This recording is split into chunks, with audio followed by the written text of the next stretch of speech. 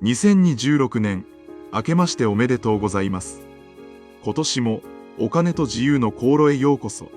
船長です。さて、新年早々ですが、少しだけ真面目な話をさせてください。新NISAが始まって丸2年が経ちました。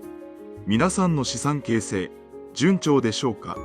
おそらく多くの人が心のどこかでこう感じているはずです。なんか退屈だなと。毎月決まった日に決まった金額が引き落とされ、世界中の株を買う。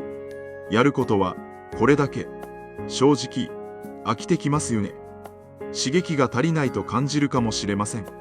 しかもスマホを開けば、あの仮想通貨が10倍になったとか、今年は〇〇株が来るとか、景気のいい話が飛び交っています。そんなニュースを見るたびに、自分の持っているインデックスファンドがひどく地味でどんくさいものに見えてしまう。本当にこれでいいのかな。もっと効率の良い方法があるんじゃないか。もし今あなたが少しでもそう感じているなら、この動画はあなたのためのものです。今日は迷える50代へ送る資産形成の最終結論についてお話しします。直近の動画では少し変化球の話題も扱いましたが、今日は完全な原点回帰です。この動画を見れば、なぜ退屈こそが最強の投資戦略なのか、そしてなぜ隣の芝生を見てはいけないのかが痛いほどよくわかります。結論から言います。あなたが今感じている退屈、それこそが勝っている証拠です。もし投資でドキドキしているなら、それは危険信号です。今日は2026年を生き抜くための心の防具をあなたにお渡しします。ぜひ最後までリラックスしてご覧ください。ここで一つ前提のお話です。最適解は目的次第です。ここではありがちな落とし穴として一般論をまとめます。では行きましょう。さて、まずは退屈の工程から始めましょう。多くの人が誤解しています。投資とは画面にかじりついてチャートを分析、売り買いを繰り返すものだと。映画やドラマの影響でしょうか。ウォール街のような世界をイメージしがちです。でも私たち個人投資家が目指すべき場所はそこではありません。私たちが目指しているのは自由です。お金の心配をせずに自分らしく生きることです。そのために選んだ手段がインデックス投資だったはずです。S&P500 やオールカントリーへの積み立て。これはいわば超高性能な自動運転の新幹線に乗ったようなものです。一度乗ってしまえば、あとは目的地まで勝手に連れて行ってくれる。新幹線に乗っている間、あなたは何をしますか？運転席に行って、もっとスピードを出せ。叫んだりしませんよね。車窓の景色を楽しんだり、駅弁を食べたり、本を読んだりして、くつろいでいるはずです。それが正しい姿なんです。もし、あなたが今、投資について、やることがないなと感じているなら、おめでとうございます。あなたは、正しく新幹線に乗れています。順調そのものです。逆に、もし毎日株価をチェックして、上がった、下がった、一喜一憂しているなら、あなたは新幹線ではなく、壊れかけたジェットコースターに乗っているのかもしれません。スリルはあるかもしれませんが、目的地に着く保証はありませんし、何より心臓に悪いです。50代からの資産形成において、最大のコストは、手数料でも税金でもありません。最大のコストは、感情の消耗です。ハラハラドキドキするたびに、私たちは判断力を失い、間違った行動を取りやすくなります。だから、退屈でいいんです。むしろ、退屈でなければなりません。投資が生活の邪魔をしてはいけないんです。朝起きて、顔を洗って、歯を磨くのと同じように、空気のように投資をする。それが2026年のあるべき姿です。では、なぜ私たちはその正解を知っているのに迷ってしまうのでしょうか。ここで第2のポイント、隣の車線を見るなという話をします。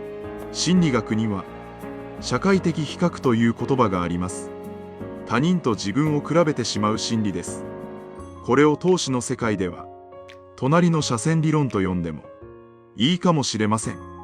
お盆や正月の帰省ラッシュ、高速道路で渋滞に巻き込まれた場面を想像してみてください。自分の車線はピクリとも動かない。イライラしますよね。ふと右を見ると隣の車線がスーッと流れていく。あっちの方が早い。そう思ってウインカーを出して無理やり右車線へ変更する。ところが車線変更した瞬間に今度は右車線が止まり、さっきまでいた左車線が動き出す。なんだよふーと思ってまた左に戻ると今度は左が止まる。これ経験ありませんか？私は何度もあります。投資もこれと全く同じです。あなたが S&P500 という王道の車線でじっと我慢しているとき、隣のハイテク株車線や暗号資産車線がビュンビュン流れているように見える。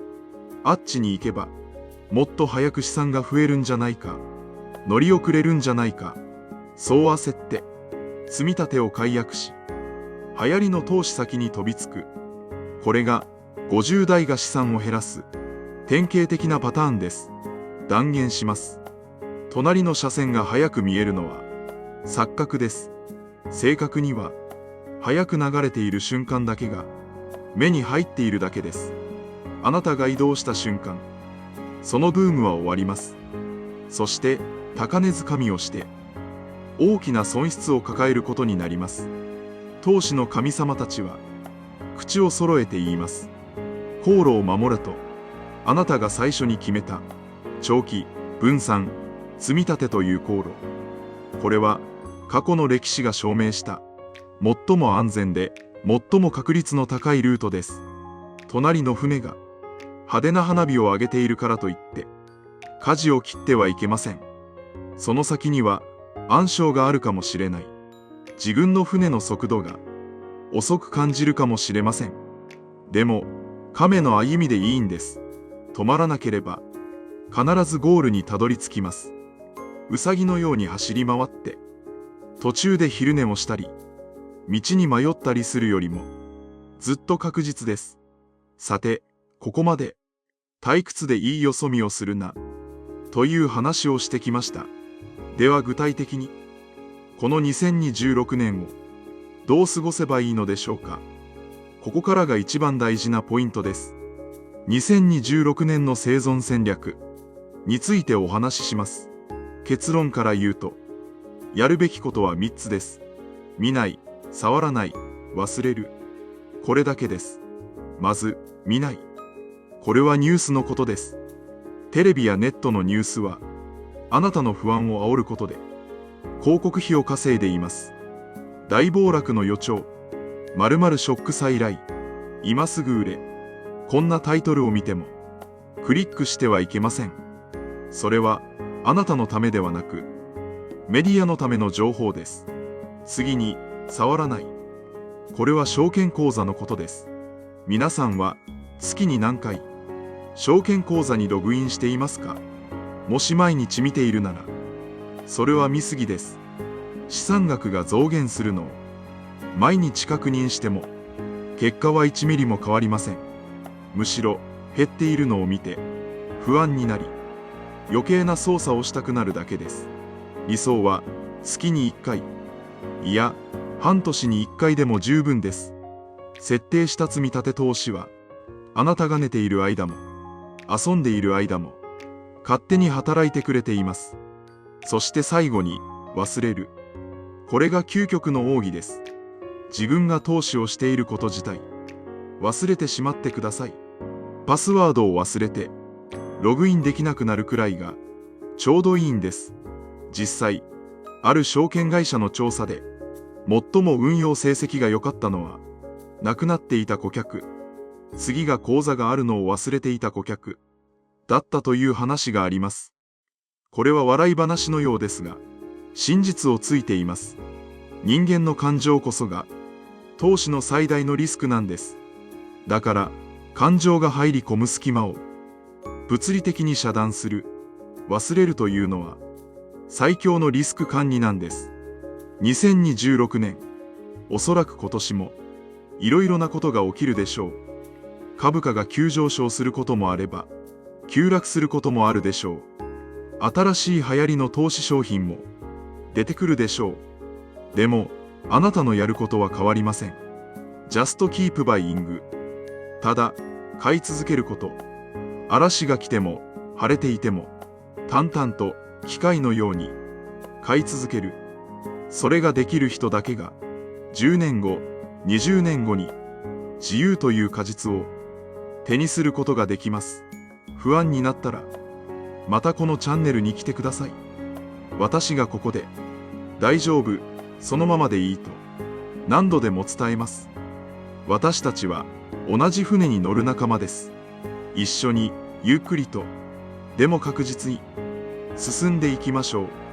今日の話が、あなたの心の重荷を、少しでも下ろすきっかけになれば、嬉しいです。